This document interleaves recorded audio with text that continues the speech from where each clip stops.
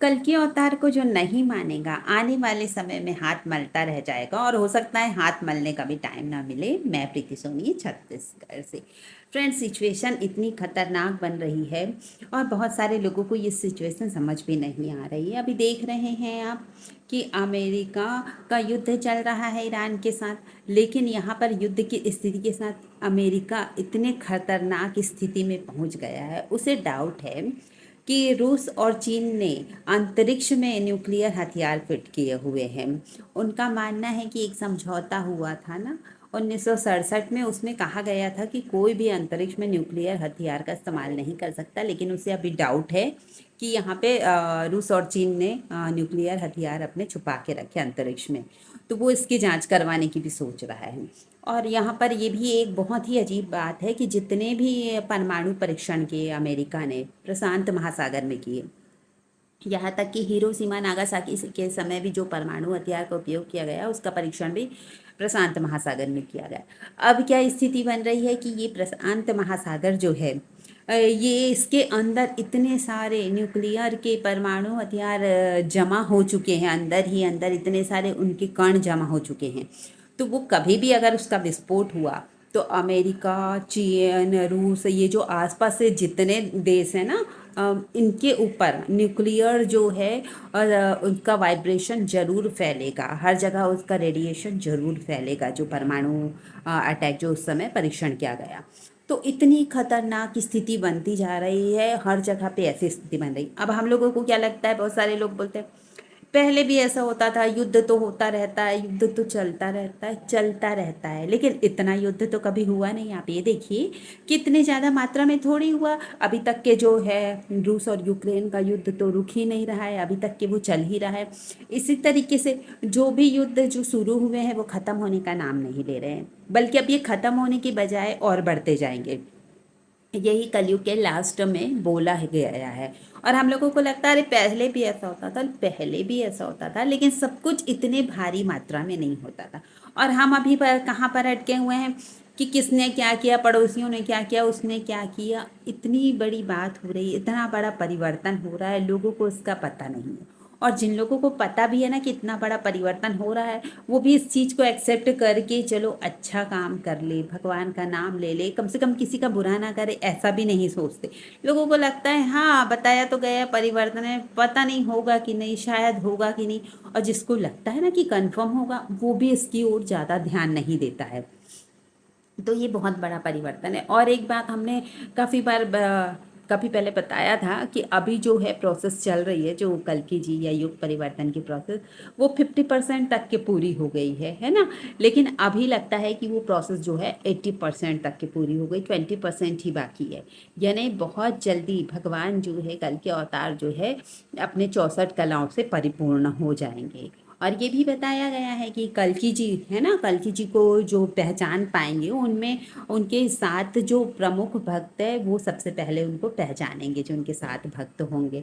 उसके बाद जो उनके और भक्त है वो लोग पहचानेंगे उनको, और बाद में बाकी लोगों को समझ आएगा। लेकिन जब तक बाकी लोगों को समझ आएगा जो भगवान पर विश्वास नहीं करते, है ना, तब तक बहुत देर हो जाएगी। लेकिन एक बात ये भी है, मान लो कि भले ही आप कल्कि जी पर विश्वास नहीं कर रहे हैं, लेकिन अगर आप अच्छे हैं, आप भक्त हैं और आप कभी गलत काम नहीं करते, यानी दूसरों को बुरा नहीं करते, दूसरों का बुरा नहीं करते। अब जबरदस्ती सामने वाला आपको बोले कि तूने मेरे साथ ये बुरा किया, लेकिन आपने मन से किसी का बुरा नहीं किया है, तो आप सच्चे भक्त हैं। जरूरी नहीं कि आप कल्कि जी को मानेंगे तभी भक्त है। अगर आप किसी भी भगवान को मानते हो और सच्चे मन से मानते हो तो बिल्कुल आप भक्त हैं, और बिल्कुल आप जो है भक्त कल्कि जी की सेना में शामिल हैं, और बिल्कुल आप सतयुग में जाएंगे। अब यहाँ पर लोगों को लगता है कि अरे ये तो ऐसे ही बोलते रहते हैं यूट्यूबर लोग, बड़ी बड़ी बातें करते पैसे कमाने के लिए। पैसे की बात ही नहीं है, पैसा भी किसी का आने वाले समय में कोई काम नहीं आएगा। इतना लोग जो पैसे के लिए पागल हो रहे हैं ना, पूरा हर कुछ छोड़ के अपनी ईमानदारी, अपना सुख चैन, अपनी शांति, अपना जो आध्यात्म में झुका, सब कुछ छोड़ के पैसे के पीछे जो पागल होके भाग रहे हैं ना, ये पैसा भी आने वाले समय में काम नहीं आएगा। ये पैसा भी किसी को नहीं बचाएगा। क्या चीज़ बचाएगी लोगों को? सिर्फ उनका भगवान में विश्वास, उनकी भक्ति ही भगवान लोगों को सुरक्षित कर पाएगी। अब आप देख लीजिए कितने ज़्यादा हम लोगों पर न्यूक्लियर का खतरा मंडरा रहा है, और अगर सब देशों में युद्ध होता है तो भारत भी कोई अछूता तो रहेगा नहीं, है ना। भविष्यवाणी में कहा भी गया है कि भारत पे भी हमला होगा। तो इस तरीके से कुछ भी कोई भी नहीं बचेगा, युद्ध बढ़ता ही जाएगा। और आपको ये भी बात बताई गई है कि धीरे धीरे सबका मन खराब होता जा रहा है ना। और अब कुछ लोगों को बोलोगे ना कि हमारे साथ ही बुरा हो रहा है, ऐसा लगता है लोगों को। और आप बताओगे कि जो कर्म का फल है, जिसके साथ जैसा होना लिखा होता है वैसा होता है, आप सब चीज छोड़ के मन भगवान में लगाइए। तो लोगों को लगता है कि नहीं, ये सबके साथ नहीं होता, ये जो बुरा हो रहा है ना सिर्फ हमारे साथ है, मैंने ऐसा क्या किया था, ये सिर्फ बुरा मेरे साथ हो रहा है। एक्चुअली ये बुरा है ना, वो पूरी दुनिया में सबके साथ हो रहा है। संसार में सुख नहीं है, हम भले ही संसार में सुख ढूंढ रहे हैं, लेकिन संसार में सुख नहीं है। तो हम लोग किस भ्रम में जीते पता है आपको। हम लोगों को लगता है संसार में सुख तो है, भले ही मुझे नहीं मिला तो क्या हुआ, वो पड़ोसियों को मिला, उन रिश्तेदारों को मिला। और जब उनके पास जाके आप पूछोगे ना कि कितने सुखी हैं, तो वो भी कुछ और बहाने बता देंगे। एक्चुअली जिनके मन में संतोष है, जिनके मन में धैर्य है ना। और जो निष्काम भाव से संसार में रहते हैं, निष्काम भाव यानी भगवान की पूजा भी कर रहे तो उनसे कुछ नहीं मांगना, तो उनके पास सुख होता है, उनको संतोष होता है। जिनके मन में संतोष है, शांति है, उनके पास बिल्कुल सुख है। और धीरे धीरे ये जो प्रोसेस है जो चलती जा रही कल्कि जी के जागरण की, ये काफ़ी आगे जा चुकी है, 80% तक पूरी हो चुकी है। 80% जब बस 20% बाकी है। जब ये पूरी हो जाएगी तो भगवान अपने 64 कलाओं के साथ ही शामिल हो जाएंगे। जिसका हम इंतजार कर रहे हैं ना इतने टाइम से, इतना टाइम से कहने का मतलब जन्म जन्मांतर से जिनका इंतजार कर रहे हैं ना, वो भगवान की शक्तियों के साथ भगवान आएंगे। और आप सोचिए जब वो भगवान अपनी 64 कलाओं के साथ आएंगे तो कितने सुंदर, कितने अच्छे होंगे, है ना।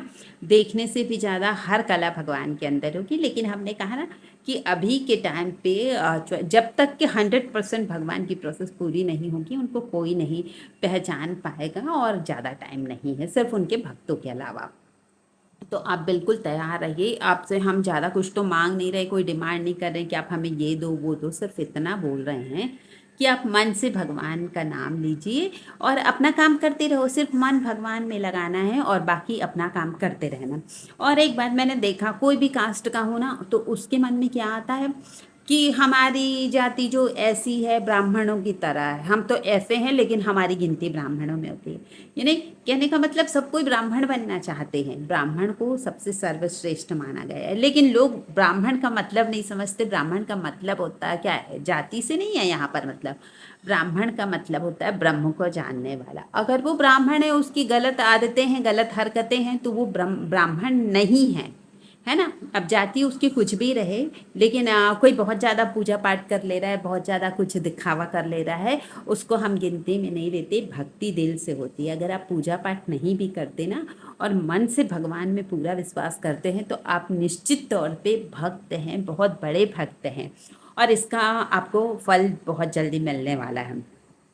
और इसकी बातें जो हम आज कर रहे हैं ना, बाद में इसके ऊपर बुक लिखी जाएगी। हर जितने भी अवतार हुए हैं सबके ऊपर कोई ना कोई किताबें तो लिखी होती है ना, कोई ना कोई ग्रंथ लिखे होते हैं, शास्त्र लिखे होते हैं। तो बिल्कुल कल की ग्रंथ लिखा जाएगा, कल की शास्त्र लिखा जाएगा, जिसमें ये सारी बातें लिखी जाएंगी कि कलयुग के टाइम पे भक्त कैसे थे।